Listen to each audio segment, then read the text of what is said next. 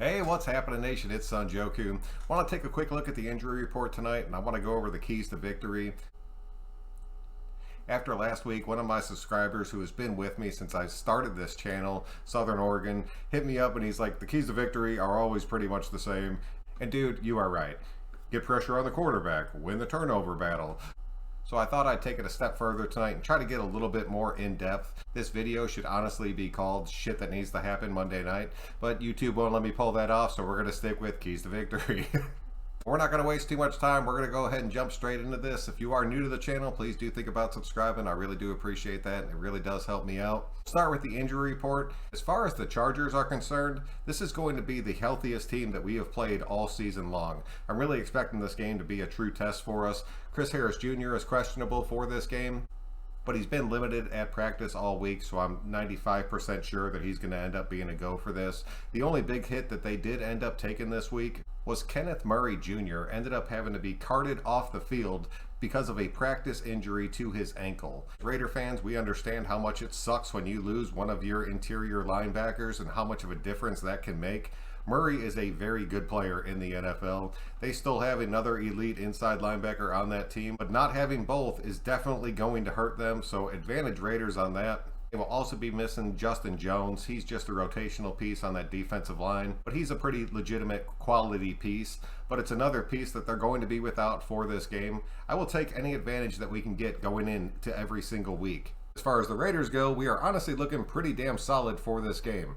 I think we're going to have a legitimate shot at seeing Teamer hit the field, which I'm really excited about. Josh Jacobs has been limited throughout practice for this week. Gruden said he's going to end up being a game-time decision. I do expect him to play in this game. I think it is going to be a very limited basis, but it's just exciting to see him back on the field. Then Alec Ingold popped up on our injury report all of a sudden with a shoulder injury. That kind of sucks. I'm a little bit worried about it just because I don't know where it came from and I don't know how it happened. If you guys have that information, please hit me up in the comment section and let me know.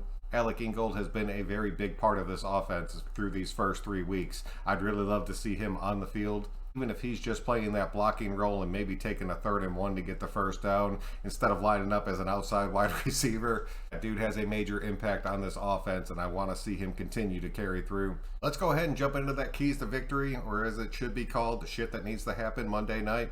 The first one is going to be containing Austin Ekeler. I understand this is much easier said than done, but he is a huge part of their offense. If we can eliminate just one aspect of that and take away Austin Ekeler, that will be a tremendous advantage for us. There's ways you can scheme to take running backs out of a game. You see it when certain teams play that have their high-powered running backs that have to be contained. You've seen it happen against us. A lot of that comes down to kind of piling up and just loading the box, but that is not something that you can do against a team like the Chargers because they will make you burn on the back end.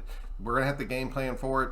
I'm curious to see exactly what the Raiders do, but I guarantee you there's going to be a game plan for him specifically. Count on your secondary to be able to carry you through this game, but we're going to end up getting to them in just a second because I really think that's going to be the way this kind of plays out. And eliminate him as a threat. That is a major advantage for us, and I honestly think that would seal this victory in this game for us. Number 2 on this list is Yannick needs to have a big game. Not only for us to win this game, but just for his own personal morale and just to kind of boost the defense up around him. I know he's a captain. I know he's a leader on this team. He has came out and said the right things, and I'm not taking anything away from his play so far this season. I understand that dude has been drawing a ton of double teams, and that's the reason you see a dude like Mad Max kind of going off. But at some point, and I really think it's going to be this game because they're going to have to put help on that right side, and Mad Max is either going to be getting chipped by a tight end or he's going to be drawing that double team. Yannick needs to go off in this game. So far throughout this season, he has 6 total tackles. He has 0 tackles for a loss. He has 0 sacks, and he only has 2 QB hits. That goes back to what I was just saying, but you have to look at it compared to a dude like Mad Max who's playing on that opposite side. Mad Max already has 9 total tackles. He has 2 sacks. He has 3 tackles for a loss and 12 QB hits. It is a dramatic difference between Mad Max and Yannick. And like I said before, man, teams are game planning for Yannick. But eventually that shit's going to change because Mad Max has been fucking going off again. And as soon as that happens, Yannick just needs to flip the entire thing, have the game-wrecking status that I know he has. I'll be keeping an incredibly close eye on him this game. I'm expecting a huge game out of him. I think he has the potential to be the key factor of why we win this game Monday night. Number 3, our secondary needs to have a big day. They are going to be tested more than they have been tested this entire season. I really think they're going to hold up to the challenge, but when you have a team that has such a strong running game that you're playing against, you have to have your secondary kind of be on an island. I think this secondary group has played incredibly well all through this season. I'm expecting that to carry on, but you have to realize going against Mike Williams and going against Keenan Allen, when you have a quarterback that's willing to sling that ball all over the field, that's going to be a test for any team in the NFL. And they've proven that with the teams that they've already knocked off. Jonathan Abram will be the person in that secondary that I am keeping a very close eye on throughout this game. But that's also the reason I'm really excited about seeing a guy like Teamer come back on the field. Just to have that little bit of added depth. I'm not saying he's going to replace Abram. I'm not saying anything crazy like that. But when Abram needs to have a break, I'd rather see Teamer hit the field than a dude like Dalen Levitt. And I still got pretty high hopes for a dude like Gillespie, but we're going to need all those dudes healthy and ready to play in this game. Number 4, moving over to the offensive side of the ball. Instead of talking about the offensive line as a whole, we are just going to talk about Andre James. That dude needs to settle in and have himself a good quality game. I don't want to see any super high bullshit snaps to where Derek Carr's jumping for the ball on every single play. And I don't want to see him getting plowed over as soon as he snaps it. I really think this kid deserves a little bit more credit than he has been getting, because let's face it, Derek Carr is the #1 quarterback in the NFL right now, and you cannot do that if you do not have a pretty decent offensive line. Andre James has definitely been the weakest link on this offensive line, but I really think we just need to give this kid a little bit more time.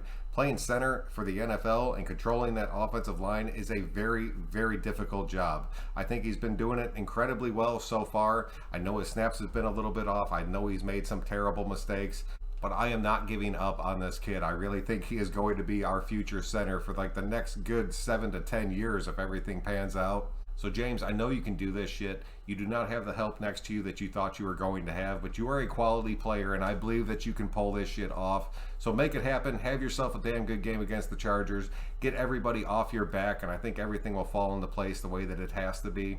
Number 5 on this list is keep scoring regardless of the score. It seems like whenever we jump out to an early lead, Gruden immediately goes to his time of possession game, which drives me completely freaking insane. Sometimes it works out and we end up winning.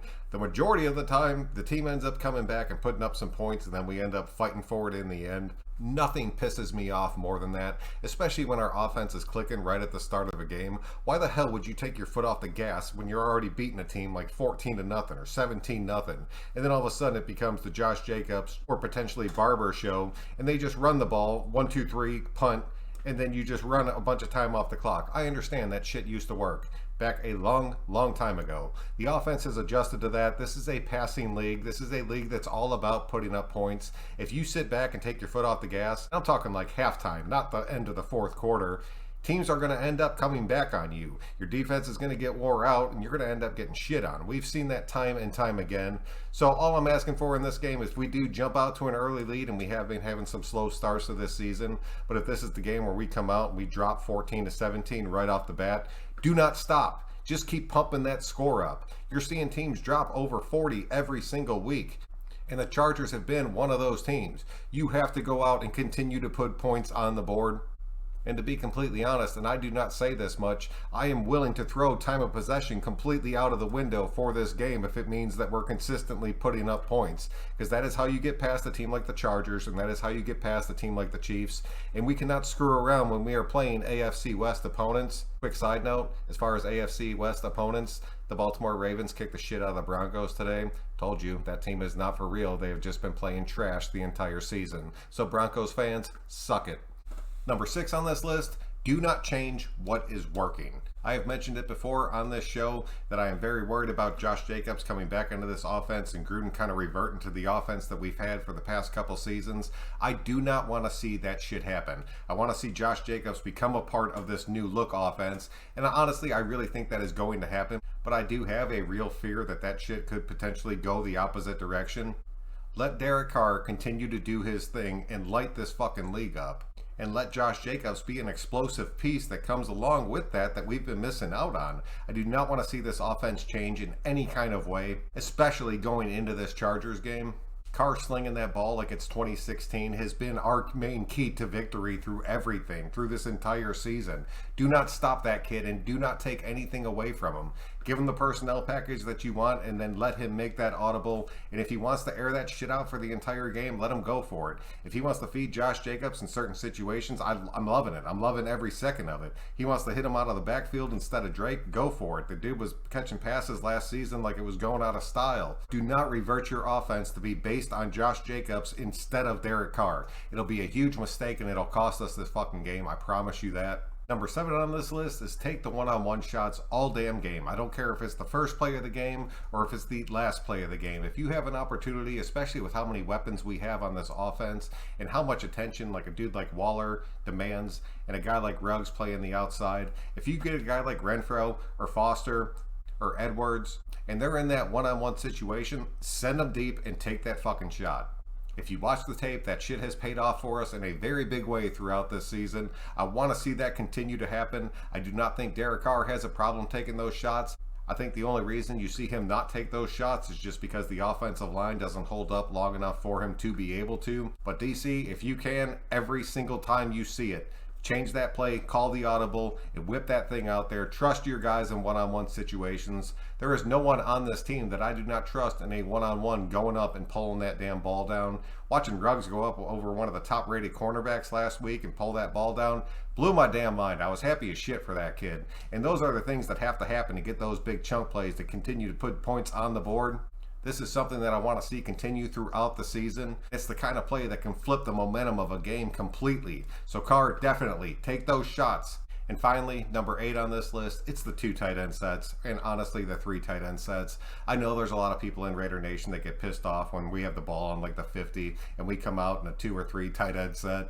But when you have the pieces that we have, and you have a guy like Waller, and you have a guy like Foster, and honestly, even a guy like Carrier that can come in and put that just key block that you need to spring a run, or honestly, just to spring one of these dudes to be wide open, you have to take that opportunity. Gruden understands that. I do not have a problem with the 2 or 3 tight end sets. I honestly love those setups, especially with the talent that we have on this team right now. But I really think the 2 tight end set is going to be huge for us this game just because of the linebackers that they do have on this team and the fact that we're going to have to be able to chip these guys right off the start of the play. And if it's a run play, we will be able to double team on either side of the ball. And if you give a guy like Josh Jacobs the opportunity to make it to the second level completely untouched, he is going to burn a linebacker or a safety, and he's going to end up making a big ass play and possibly going all the damn way. I'm going to call it again, even though I call it every single week. I really think you're going to end up seeing Foster Moreau have a pretty big game because I think you're going to see him on the field more this game than you have in the past 3 weeks. And I'm really expecting him to get 1 or 2 really good opportunities to put it in the house. So Nation, don't bash these 2 tight end and 3 tight end sets too hard. They're really a big part of our offense. They're really a big part of Gruden's game plan. And when they work, they really work out. And when they work, we can put some serious points up because of these packages, whether we're at the 50 or whether we're sitting at the 5-yard line. So that's pretty much what I have for you guys tonight. Definitely hit me up and let me know your thoughts.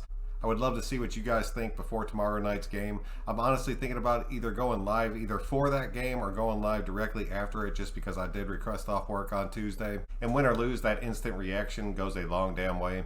But I really do appreciate you guys checking out another one. If you could click that like button on your way out, it really does help me out and just kind of gives this video a little bit more exposure. But until next time, guys, I'm Son Joku, and we will catch you on the next one.